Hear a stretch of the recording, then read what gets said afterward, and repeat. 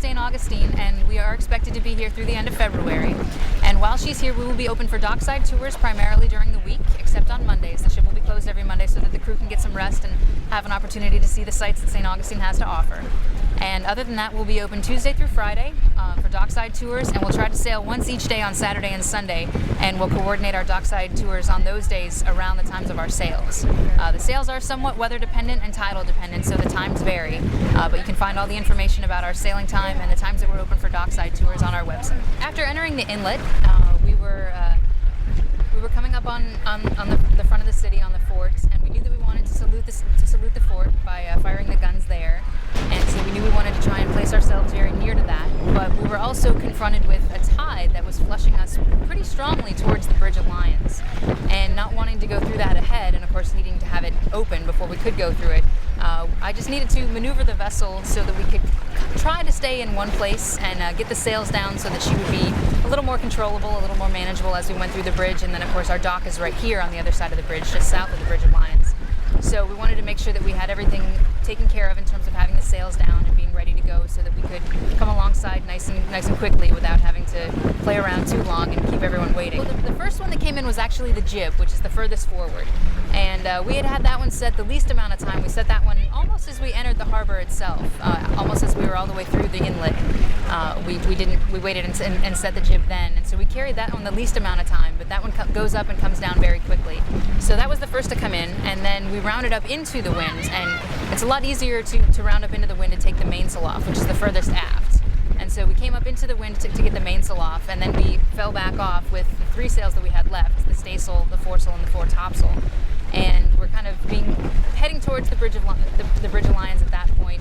We took the foresail next. That one comes in the easiest when you're off the wind because it comes in a little bit differently than the main. The main comes straight down, and the fore actually comes in towards the mast. So it's a lot easier if you're using the wind to blow it in towards the mast. That makes it more maneuverable. So we brought that one in, and then as we headed through the Bridge of Lions, we still had the staysail and the foretopsail up. We took in the foretopsail so that we'd have more maneuverability, and then brought in the staysail shortly after that, and that's when we started maneuvering. So we have to come through the Bridge of Lions in order to get in, and I think this is actually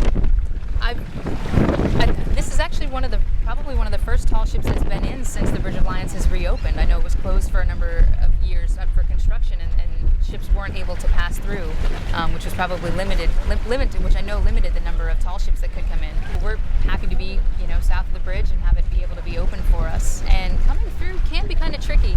There's a 76-foot gap, a horizontal gap, when the drawbridges are open, and the ship itself is only 23 feet wide, but of course we do have the yards, which have to be taken into account.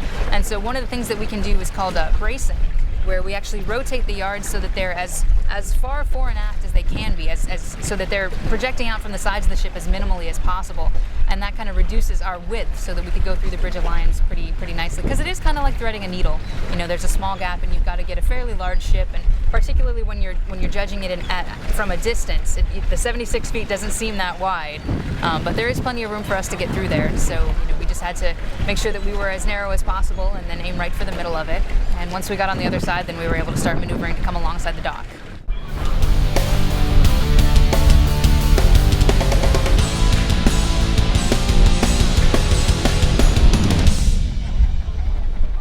Ladies and gentlemen, I'd like to present to you the royal family of St. Augustine, escorted by Fernando Valenzuela, attaché to young King Carlos of Spain.